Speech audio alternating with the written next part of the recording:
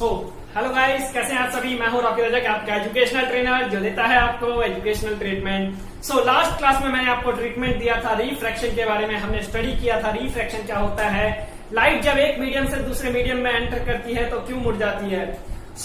उसमें हमने लास्ट एक बात कही थी स्नेल्स लॉ के बारे में। स्नेल्स लॉ क्या होता था कि sine angle of i upon में sine angle of r will be equal to the constant and that constant will be consider as the refractive index. बच्चों, उस रिफ्रैक्टिव इंडेक्स के बारे में ही आज बात करने वाला हूँ, डिटेल में जानने वाले हैं। एक क्वेश्चन एग्जाम में जो है 2 नंबर का कंपलसरी होता है रिफ्रैक्टिव इंडेक्स पे। अगर ये वाला वीडियो देखकर आप प्रॉपर ढंग से एनालाइज कर लेंगे तो आपके लिए जो 2 नंबर है एग्जाम में वो समझिए पक्के। देखिए रिफ्रैक्टिव इंडेक्स क्या होता है। फर्स्ट ऑफ ऑल समझिए कि जब भी कभी लाइट एक मीडियम से दूसरे मीडियम में एंटर करती है, एक मीडियम से दूसरे मीडियम में जब भी कभी लाइट एंटर करेगी ना, तो एंटर करने पे बच्चों क्या होता है, लाइट डेविएट होती है। तो लाइट का जो डेविएशन होता है किसकी वजह से होता है, उसकी मीडियम की डेंसिटी की वजह से होता है। मीडियम की डेंसिटी की वजह से लाइट की स्पीड में चेंजिंग आता है, लाइट की स्पीड में चेंजेस आ जाता है। पहले मीडियम में लाइट की स्पीड अगर ज्यादा थी और दूसरा मीडियम अगर ज्यादा डेंसर है तो उसमें लाइट की स्पीड घट जाएगी। जैसे कि अगर आपने एयर लिया और वाटर लिया तो आपका एयर के अंदर लाइट की स्पीड कुछ और होगा और वाटर के अंदर लाइट की स्पीड कुछ और होगा। रिफ्रैक्टिव इंडेक्स क्या होता है, it is the ratio of speed of light in first medium with respect to the second medium. जी हाँ बच्चों, रिफ्रैक्टिव इंडेक्स क्या होता है आपका, रिफ्रैक्टिव इंडेक्स को एन से डिनोट किया जाता है और ये होता है ratio of speed of light in one medium to the other medium.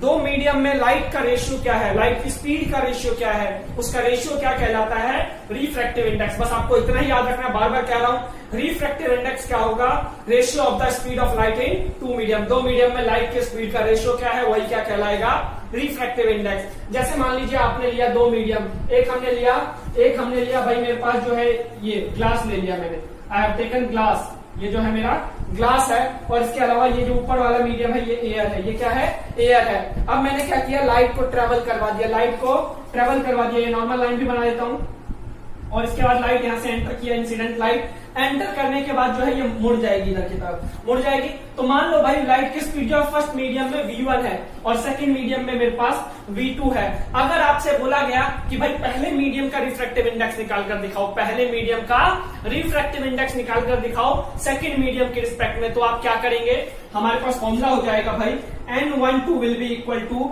V2 upon में V1, V2 अपॉन में V1। मतलब कि बच्चों जिस मीडियम का निकालना है ना, उसके अलावा दूसरा मीडियम है उसके अंदर लाइट की स्पीड अपॉन में जिसका निकालना है उसके अंदर लाइट की स्पीड का रेशियो निकाल लेते हो तो आपका क्या आ जाएगा, उस मीडियम का रिफ्रैक्टिव इंडेक्स। जैसे एयर का मुझे निकालना था, then I will see that refractive index इसमें speed of light in the glass over the speed of light in the air, तो मेरे पास क्या आ जाएगा, refractive index in the air. इसी तरह से अगर रिफ्रैक्टिव इंडेक्स इन ग्लास निकालना हो आपको तो उसके लिए क्या करेंगे, N21 बोल देंगे उसको कि भाई सेकंड मीडियम का रिफ्रैक्टिव इंडेक्स निकाल रहा हूं फर्स्ट की रिस्पेक्ट में।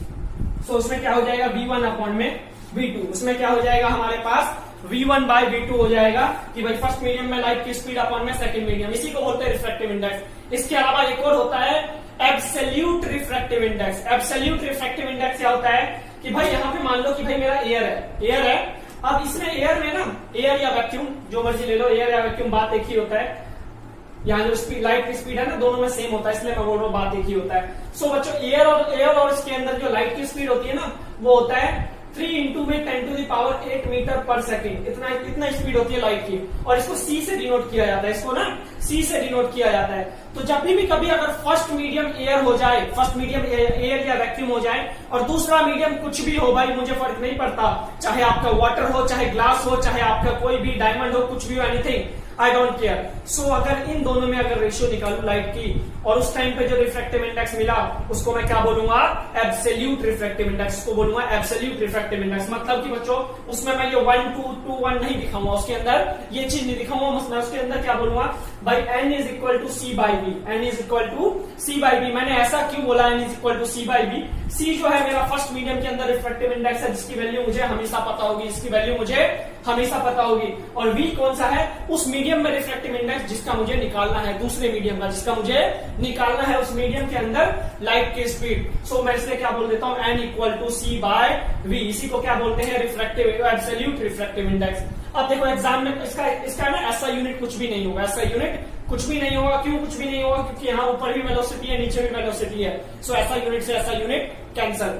अलग अलग मटेरियल का रिफ्रैक्टिव इंडेक्स ना बच्चों अलग अलग होता है आपका। सबसे ज्यादा रिफ्रैक्टिव इंडेक्स होता है डायमंड का, जिसकी वैल्यू होती है 2.4 होता है डायमंड का, और सबसे कम होता है एयर का। इसलिए देखते हो एयर जो है ट्रांसपेरेंट होता है। अगर किसी मीडियम की लाइट की स्पीड, जो किसी मीडियम का अगर रिफ्रैक्टिव इंडेक्स अगर 1 कर देते हो ना आप, तो समझ लो ट्रांसपेरेंट मीडियम आप दिखाई नहीं दोगे।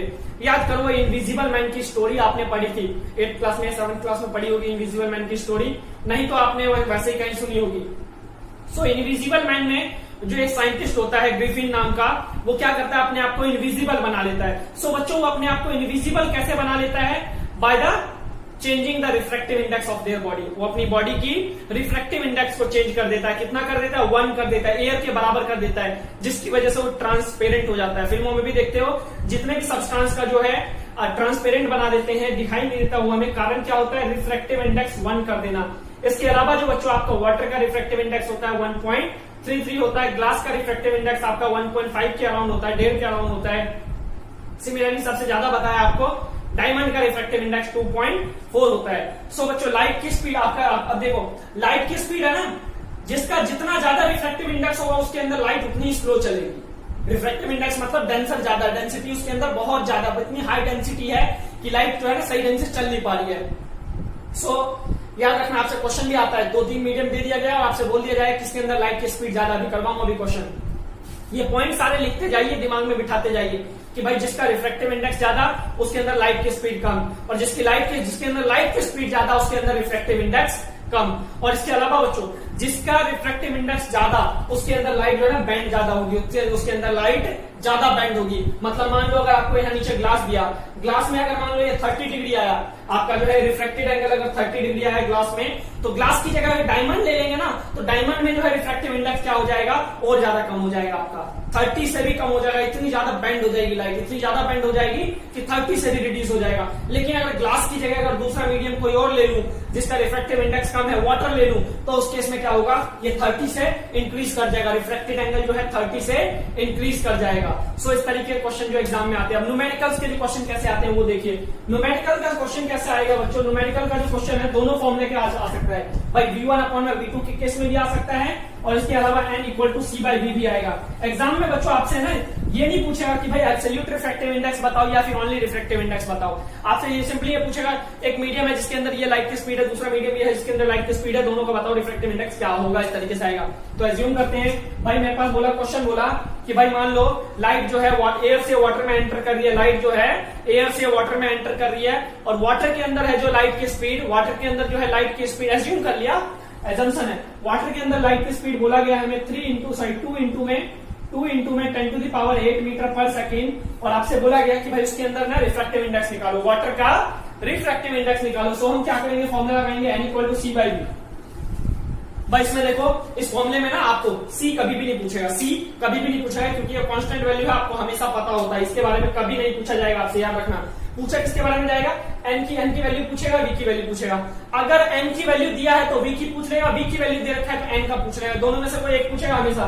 सो इसमें देखो v की वैल्यू हमें दे रखा है तो किसकी वैल्यू पूछा है, n की वैल्यू हमें पूछा है, n की वैल्यू। सो क्या बोलेंगे, n equal to c by V, c की वैल्यू 3 इंटू में 10 to the power 8 meter per second, दिलो दिमाग में बसा लो उसी तरीके से जैसे अपने ड्रीम गर्ल को अपने दिमाग में बसाते हो।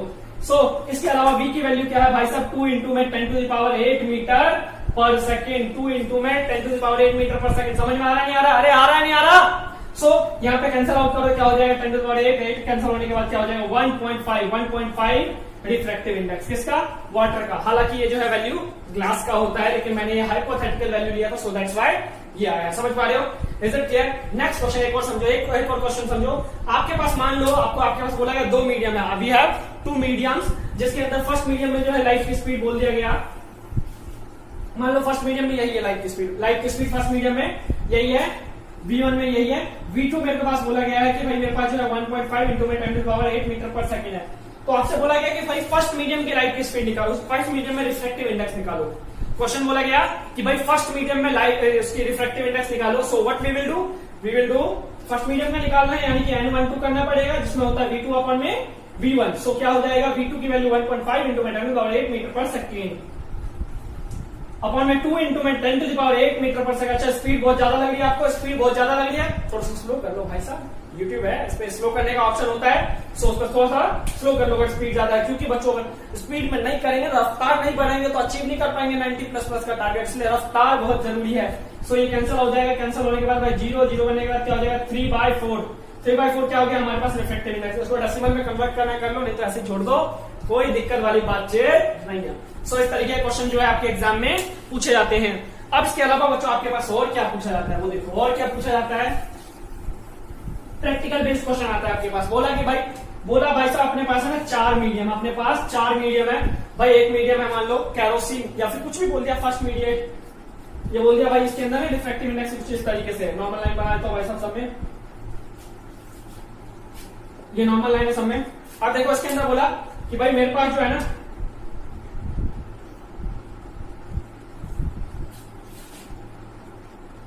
इस तरीके से